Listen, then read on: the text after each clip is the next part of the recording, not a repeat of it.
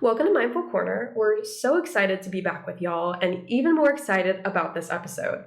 Today, we'll be breaking down men's mental health stigmas, and we're very pleased to invite Noah Delaney, a member of our podcast club at FSU. Noah is a psychology student and is very enthusiastic about discussing this topic with us.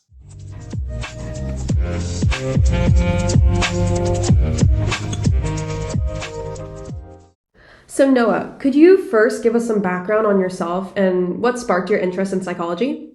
So, what sparked my initial interest in psychology was working with kids and just seeing how they behave, how they interact with each other. I always loved that and always wanted to see how I could, study that further. So that's what initially sparked my interest.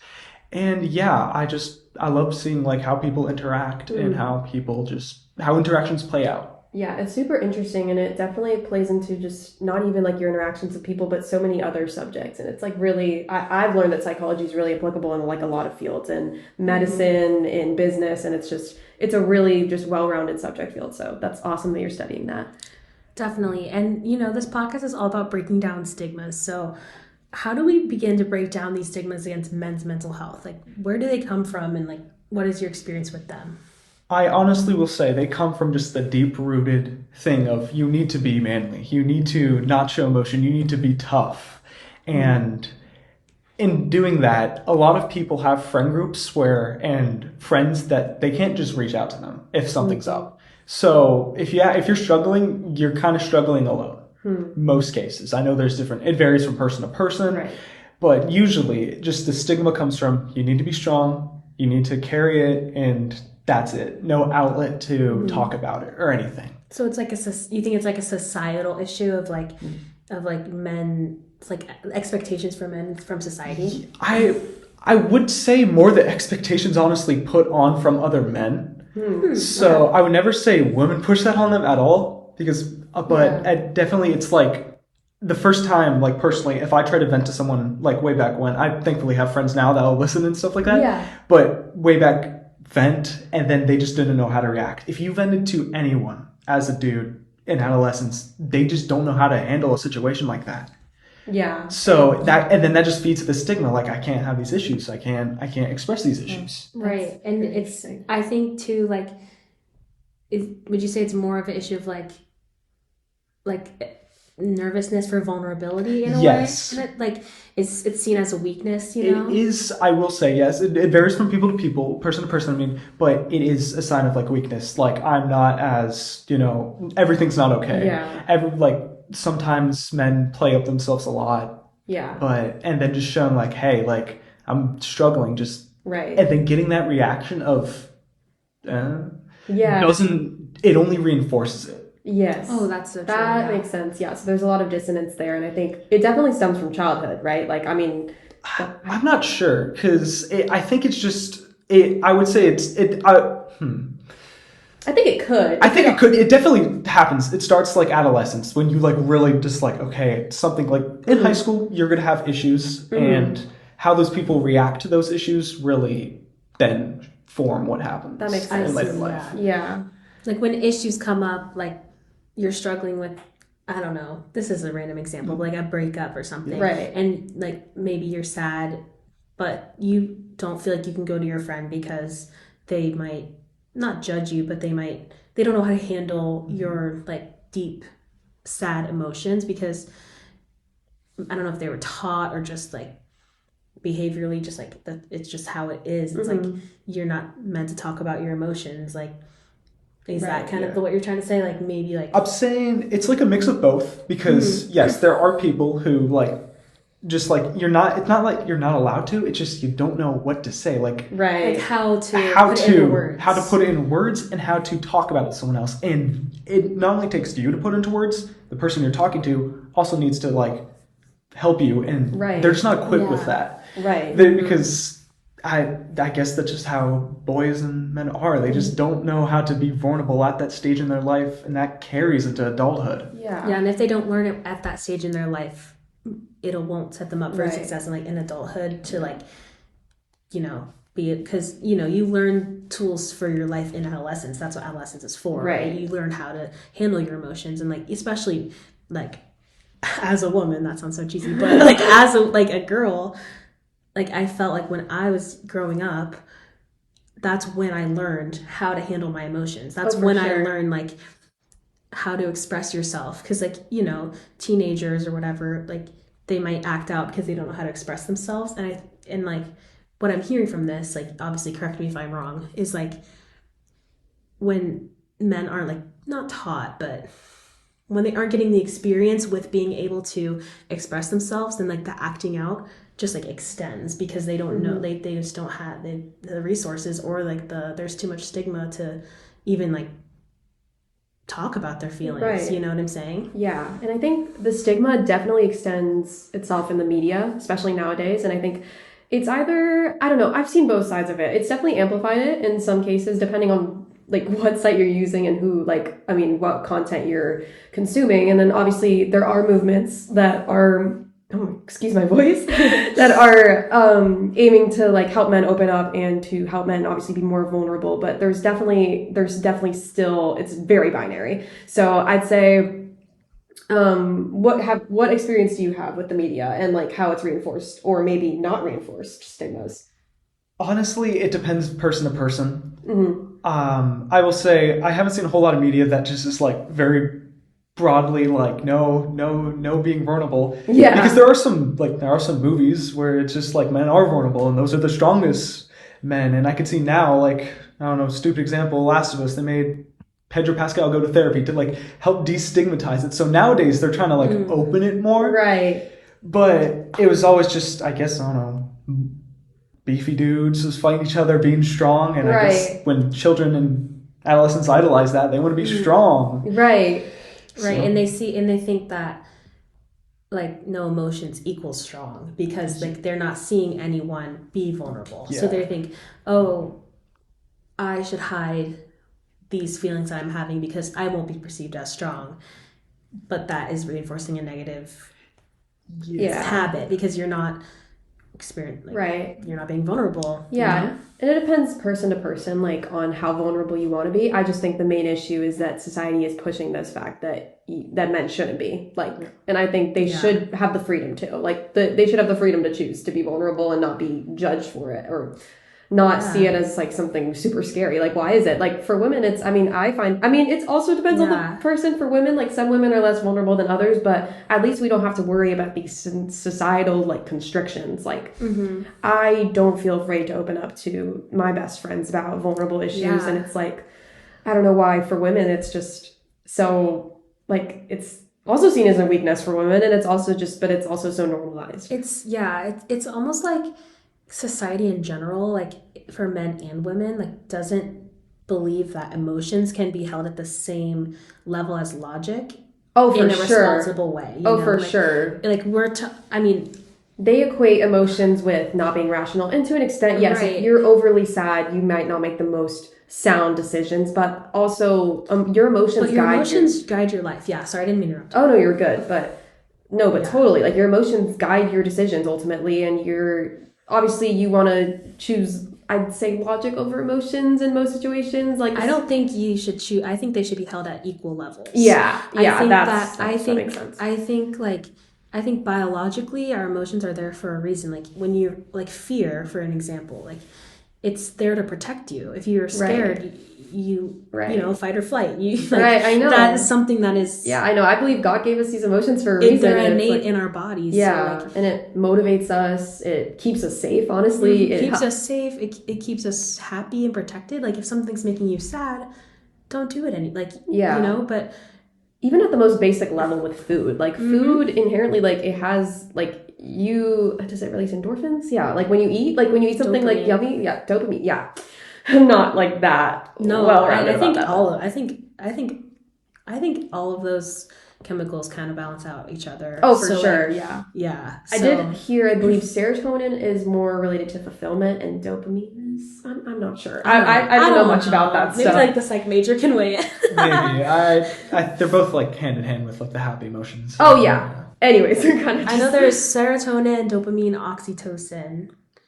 right? And then Something. endorphins are what? Endorphins, Endorphins are more numbing pain. Like they Yeah. take away pain, but pain can be mental or physical. I see. Like I think because Yeah. We need some more people on this podcast to come help us out with this. But anyways, like what I was saying is just like, I mean, it's just a natural response to feel happy when you eat, when you do certain things. And a lot of these things are linked to survival. When you sleep, even, like, obviously you look forward, I mean, I hope you do. Like, I hope you look forward to getting a good night rest, like hitting the hay after a long day. So, and even crying, like, I feel like, and like, you can touch on this with the men aspect too, is like, I think crying is really important, like bodily.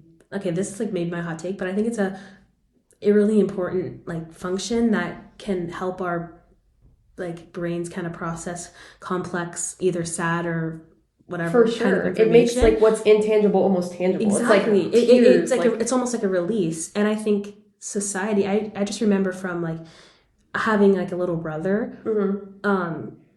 Like I was like the older sister, so like I was always in his corner, and I remember one day he was really upset about something, and I think we were both upset about it. I can't remember, we were little, so but I remember him telling me, "I don't cry, boys don't cry." And I was like, I told him, I was like, that's not true. You just because you're a boy does not. I think the boys don't cry thing is kind of like it's dumbed down, but it's kind of the whole issue that we're talking about here. Still is there. Like I am pretty now vulnerable with my friends, but even then, I would be hesitant to cry in front of them if something was bothering me. They would be hesitant.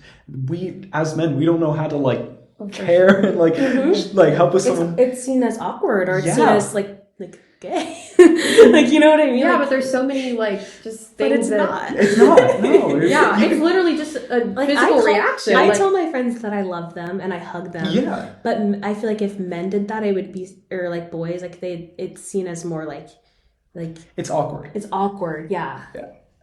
But it isn't though. And it shouldn't be. It should be the norm to tell your friends you love them and stuff like that. So. Yeah, like those are the things that can like change a person's life. Like literally hearing that that you are loved is like something that can really help a person. And like people need to be heard that they are loved and stuff like that. Like men don't hear that commonly if like they don't have like a significant other or they're not near their family. So like just a friend saying it to another friend, "Yo, I love you. I'm here for you." Sometimes they all they need to get going. Yeah, definitely. No. I even thought it was kind of weird to tell my brother I loved him at first. Because like it's like a guy, and it's like, but that's my brother. That's my sibling, like my family. We're super close. Like of course I love him, and like he should be able to cry, and not feel like he's weak because of that. Because for sure. I personally feel like it's actually stronger when a man can express his emotions healthily and like, be vulnerable in a like just a balanced way. You know, like vulnerability I think is a strength in both men and women, because you're opening up to someone and you're sharing things that it's strong. It is super strong. You're sharing because it takes so much bravery to come up and say, this is how I'm feeling. And I don't know why we deem feelings as these negative things. Like even when you're like super happy, I feel like it can be like shown negatively. Like if someone's like, I'm so, and I realized I did this too. Like I'm so happy, like proud of myself. And I realized the other day I was talking about like getting deputy news editor to people, and I realized I would downplay it every single time I told anyone that I was happy about it. I'd be like, oh, but they hired 2 this year, and it's just a student publication, so it's not that big of a deal. Like, let yourself be happy. I should let myself be happy, exactly. And I think maybe the same thing kind of happens with men, but kind of like more for like sadness and like anxieties. Like they say it and then they back up because they don't want to seem vulnerable. Yeah, but you're allowed to feel these ways. These, as you said, we have these for a reason, right? And we should listen to them. We have these emotions, address them. Right. Yeah, and I think it's even stronger to address them because you're kind of going against what is like the norm or the preconceived whatever, you know what I'm saying? Like, you are strong for being vulnerable, I think, at least. For sure.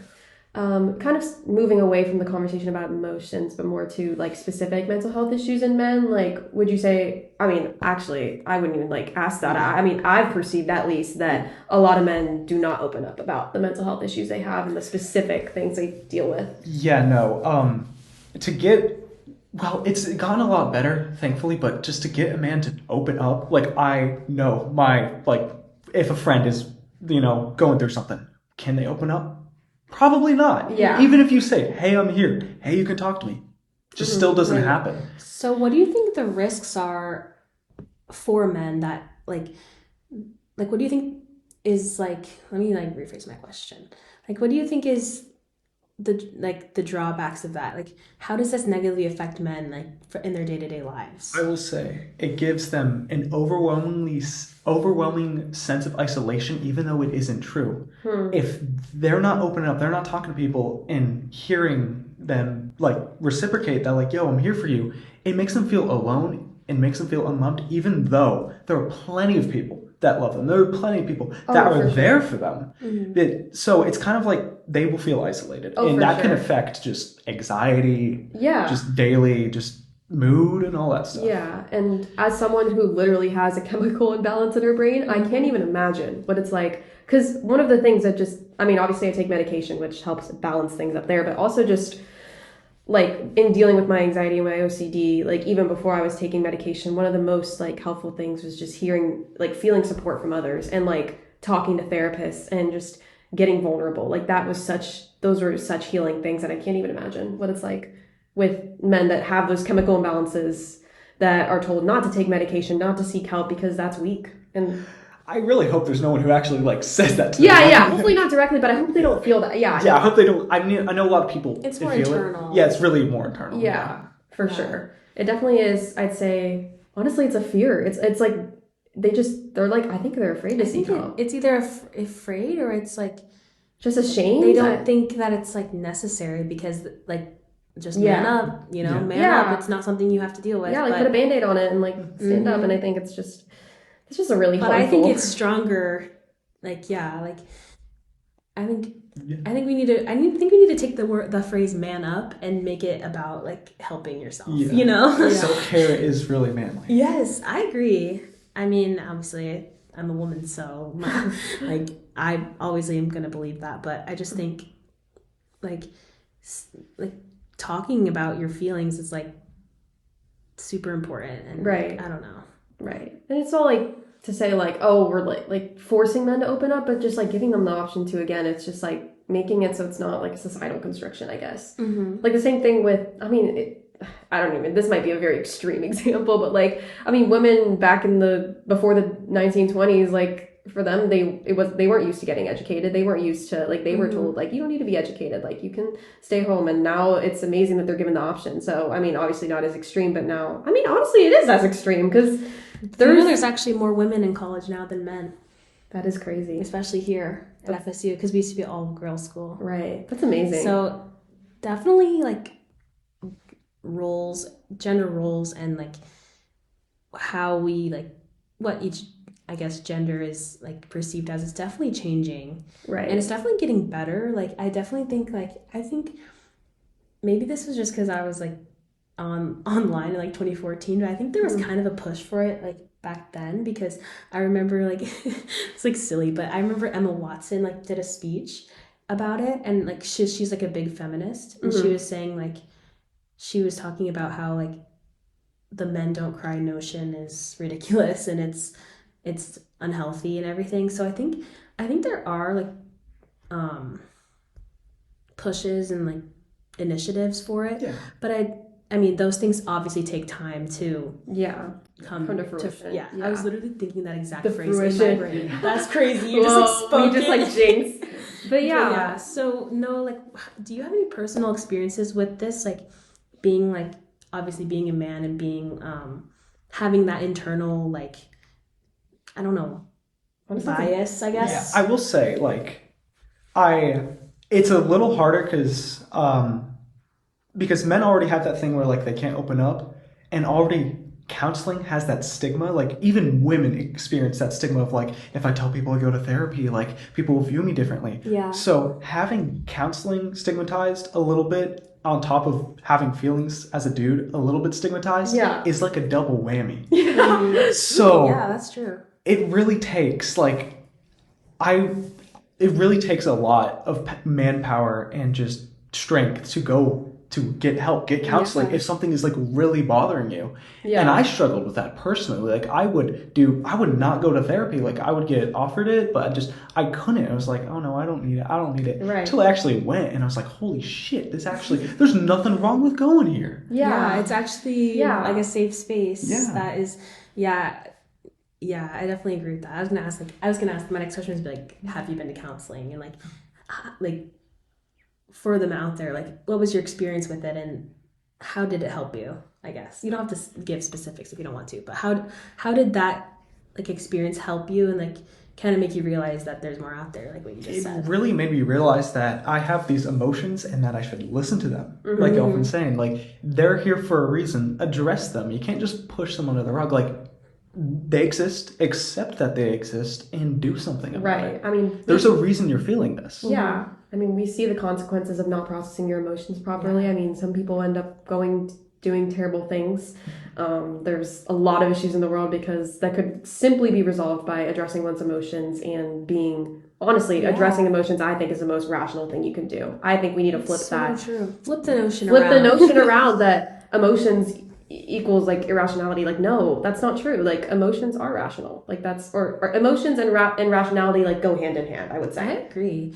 And so I also have another question. So a lot of people say like people who need therapy we were talking about this earlier, people who need therapy don't go, but their victims do. Do you think, like, obviously that's a generalization and it doesn't just mean like men and women, but do you think like the whole like men to open up, like that can lead them to hurt other people because they just are like so like, I feel like they're internalizing it. And I feel like it pushes them to hurt themselves. Okay. And that could be with addiction, suicide, all that stuff. Yeah. Yeah, So, and you know the phrase "hurt people." So yeah, I think hurting yourself is first, and then maybe and then there's collateral. That can collateral is huge with that. Right. I mean, addiction can hurt the people around you. It hurts not only their emotions. Like obviously it makes them upset, but it also like I don't know. It could hurt them physically too if you. So once they start having that mindset of just like not caring for themselves, the people around them are going to suffer too. Yeah, So and we've talked about this on the podcast too. Like, you have to help yourself before you can help others. And like, if someone's genuinely so deeply hurt, like, and they have no regard for their own like well-being, and they're hurting themselves, addiction, whatever, they're not going to care about other people. Oh, for sure. If you already don't care about yourself, I think if you're not practicing love at all in your life, then how are you? If you have no like love or grace for yourself, then it's really hard to extend it to other people, so and the sad thing is a lot of it does stem, I mean, from what I've seen, is just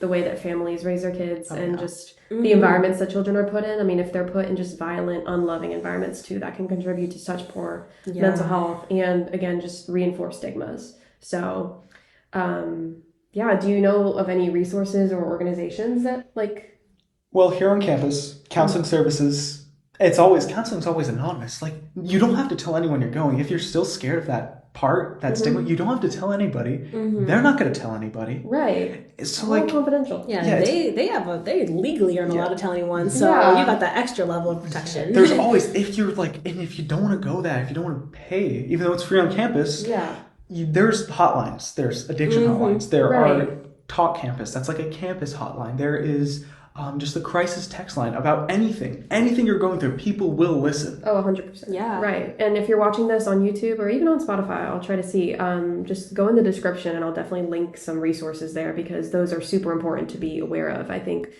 a lot of people, there are definitely resources out there. I just think the issue sometimes with people is they're not aware of them. I wasn't aware that there's like OCD resources at all until I really like looked into it. And I think, And I think too, if like, because I used to have an issue with verbalizing my feelings, and that can be an issue with that. So I think if you're struggling think about like your day-to-day life and like what you do and how like if you want that to change. Like, you know what I'm saying? Like if you're finding yourself isolating or staying in bed all day, like that can be the first step.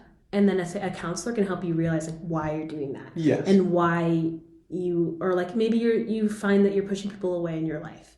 A counselor is there to help you like figure out why you're doing that. Yeah. Like, it's not necessarily like you have to go and say, this is what's bothering me and I want this to be fixed. You can just say, I don't like that I'm isolating myself. Why am I isolating myself? And then the therapist will like guide you towards like a right way of like why and like understanding your own self, you know? Yeah, and obviously it is scary because, you know, to come to conclusions, a lot of times therapists will need to know about your background, your childhood, you know, a lot of feelings and beliefs that you have. But ultimately, I think it all comes down that being vulnerable is okay, and that it's okay to, like, it's actually really helpful, and it can help you process your emotions and make rational decisions. Yeah, for sure.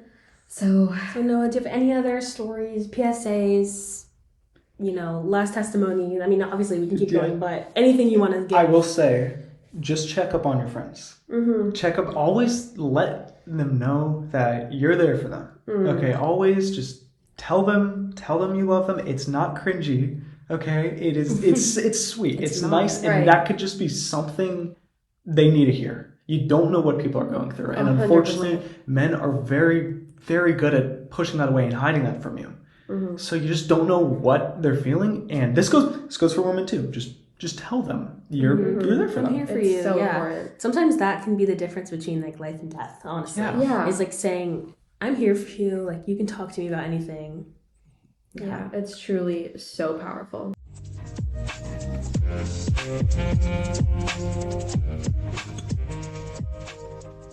So, Noah, thank you so much for being just so vulnerable and opening up about a topic that many men wouldn't open up about and that people shy away from.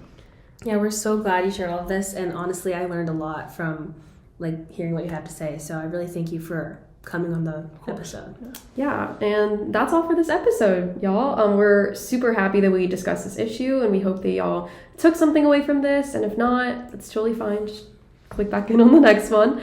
So yeah, we'll see you next time. Yes, bye. Bye.